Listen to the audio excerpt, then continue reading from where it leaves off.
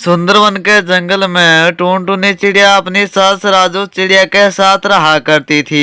एक दिन की बात है, राजू चिड़िया सोते हुए नींद ले रही थी कि तभी उसकी बहू पंखा बंद कर देती है, जिससे उसकी सास की नींद टूट जाती है और फिर वह अपनी बहू से कहती है, अरे बहू, तुम मुझे घर में से टपकाना चाहती है क्या? पंखा क्यों बंद करके रखा है?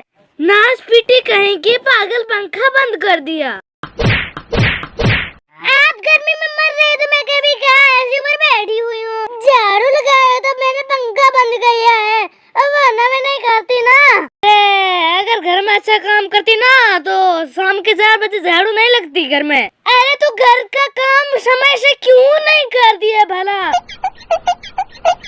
माँ जी, मैं क्या क्या करूँ भला? आप तो मेरा हाथ बटाने से रही। कम से कम घर में देवरानी लेकर आ जाइए। सास बहू का झगड़ा जारी था और तभी राजू चिड़िया का छोटा बेटा बंटी कबूतर आता है। अरे भाभी, आप अपने आराम करें, मेरी बर्बादी क्यों चाहती हो? ओह, आप क्यों बर्बाद होंगे देवर जी? बर्बाद हो आपके दुश्मन। भला मैं ये ऐसे क्यों सोचूंगी? अब आपको देवरानी चाहिए, मुझको शादी करनी है ना, पर शादी तो बर्बादी है भाभी। अरे नालायक, शक्ल तो अच्छी नहीं है, बात तो कभी अच्छी कर लिया करे। तुम्हारी भाभी सही कह रही है, तुम्हारी शादी की उम्र हो गई, अब तुझको घोड़े चढ़ना ही पड़ेगा। अपनी सास की ऐसी बात सुनकर टूनटूनी चिड़िया के मन में लड्डू फूटने लग जाते हैं। चलो, माँ जी के कानों में देवरानी लाने की बातें तो गई, वो अब ज्यादा देर नहीं करेगी। अब उससे मुझे घर के कामों में कुछ तो सहारा मिलेगा ना। अब राजू चिड़िया अपने बेटे के लिए एक लड़की ढूंढने लग जाती है और फिर बीतते समय के साथ बंटी कबूतर के लिए एक टूनी चिड़िया नाम की एक चिड़िया मिलती है, जिससे बंटी कबूतर की शादी कर दी जाती है। गृह प्रवेश के बाद टूनी चिड़िया थक कर अपने बिस्तर पर बैठी थी कि तभी जेठानी जी बोल पड़ती है, अरे अरे देवरानी जी, बैठ कहाँ रही हो? चलो चलो चलो, काम लगाओ। अरे अरे, अभी इसको क्या खुजली है? मैं इतनी भारी लहंगा पहनकर कहाँ खड़ी रहूंगी? हाँ, आइडिया, मैं ऐसा करती हूँ कि इसकी बैठी बैठी तारीफ कर देती हूँ, तब तक सुनेंगी, तब तक मैं बैठी रहूंगी। अरे अरे टुनटुनी, तुम किस सोच में पड़ गई? कुछ नहीं, मैं तो बस ये कह रही थी कि जेठानी जी ने कितनी ऐसी भारी साड़ी पहनी है और मुझको देखो ना, इस भारी साड़ी में खड़ा भी नहीं हुआ जा रहा। ओहो, पर जेठानी जी के चेहरे पर कोई थकान नहीं है। बहुत कमाल की बात है सच में। ऐसी बात सुनकर टूनटूनी चिड़िया को बहुत ही सुकून मिलता है। फिर वह कहती है, अरे देवरानी जी, कोई बात नहीं। अरे इसमें कोई खास बात नहीं है, ऐसा तो सब कुछ करता है।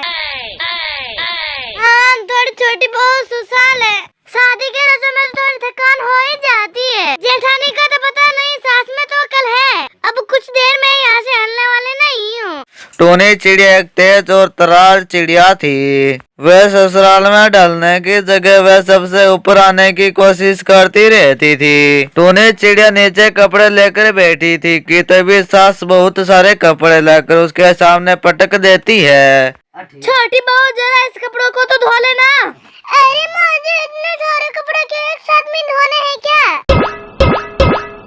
अरे नहीं नहीं, 2 जन्म बाद धो दियो।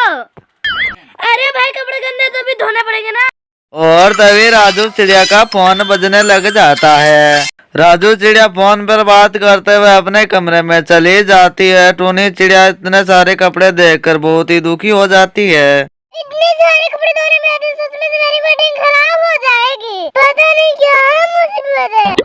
टूनी चिड़िया वह सारे कपड़े लेकर जा ही रही थी कि तभी उसको टूनी चिड़िया दिखाई दे। वह रसोई से अभी अभी निकली थी तो उसके पसीने छूट रहे थे। क्यों ना मैं ये मुसीबत जेठानी के सर पर डाल दूं? जेठानी जी, आप तो पूरी पसीने से भीग चुकी हैं। अब रसोई में माजी ने ऐसी तो लगा नहीं रखी है, तब भाई ऐसी तकलीफ होती है। अब जा रही है ना, वैसे मानना पड़ेगा भाई, आप बहुत फिट है जेठानी जी। एक के बाद एक काम चुटकियों में सुलटा लेती हो, बहुत एनर्जी है भाई आप में। अरे हाँ, मैं फिट तो हूँ ही। वैसे तुम कह रहे हो तो मान लेती हूँ भाई। वैसे अपने मुंह से अब क्या अपनी तारीफ करूँ? वैसे जेठानी जी, मैंने आप जैसे फुर्तीला कभी नहीं देखा, वरना शादी के बाद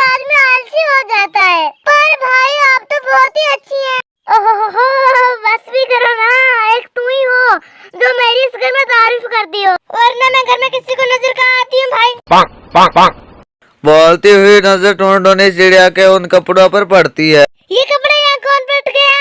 माँ जी है और कोने को सारे धोना है। अब इतने सारे कपड़े धोने मुझे 2 से 3 घंटे लग जाएंगे। अरे भाई ये कपड़ा आधे घंटे में धुल जाएंगे। वैसे भी मैं नहाने जा रही, तुम चिंता मत करो, लाओ ये लगे हाथ में भी ये कपड़े धो दूंगी। अरे आपकी जितनी अच्छी कोई नहीं है जेठानी जी। टोनटोनी चिड़िया सारे कपड़े उठाकर धोने के लिए चली जाती है। टोनी ना टोनटोनी चिड़िया को बेवकूफ बनाकर टोनी सोचती है, अरे वाह, जेठानी जी की थोड़ी बहुत तारीफ कर दो, सारा काम अपने हाथ में ले लेते हैं। लो काम करना तो उससे अच्छा है कि मैं तारीफ भी कर दूं। अब तो यह रोज का सिलसिला हो चुका था। जेठानी देवरानी से हर काम झूठी तारीफ कर कर करा लिया करती थी और जेठानी झूठी तारीफ सुनकर बहुत ही खुश हो जाया करती थी और वह सारे घर का काम कर दिया करती थी। टुनटुनी चिड़िया को छोड़कर सभी लोगों को पता चल रहा था कि जेठानी झूठ बोल रही है। एक दिन की बात है, टुनटुनी चिड़िया का पति घर आता है। क्या बात है, आजकल तो बहुत काम कर रही हो। अरे अरे नहीं, बस देवरानी जी के साड़ी प्रेस कर रही थी मैं। क्या उसको क्या प्रेस करनी नहीं आती?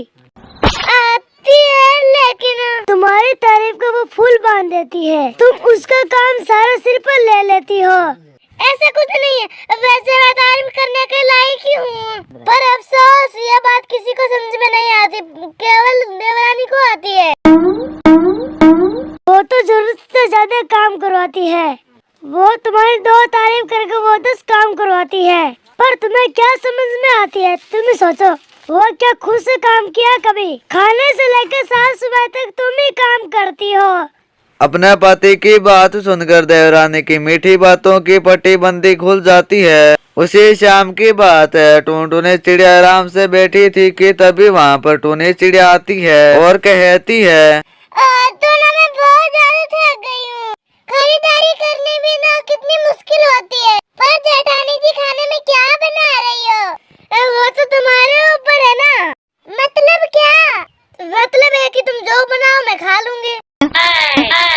लगता है इसको तारीफ का डोज देना पड़ेगा। छोड़ो, वैसे जेठानी जी आपका चेहरा बहुत चमक रहा है। आपकी सुंदरता है ना, वो दिन बढ़ती जाती है। हाँ, अब इसी सुंदरता को बनाए रखने के लिए मैं किचन में नहीं जाऊंगी। इसका मतलब ये काम तुम करोगी ना? जेठानी जी का तो सूरी बदल गए एकदम। अरे क्या सोचने लगी? जल्दी जाओ खाना बनाओ। तुम्हारे बदले कोई दूसरा काम करने वाला था नहीं वाला। अब टोनी चिड़िया समझ जाती है कि अब टुनटुनी चिड़िया उसकी बातों में नहीं आने वाली है और फिर टोनी चिड़िया धीरे धीरे घर के सारे काम सीख जाती है और फिर एक साथ खुशी खुशी रहने लग जाते हैं।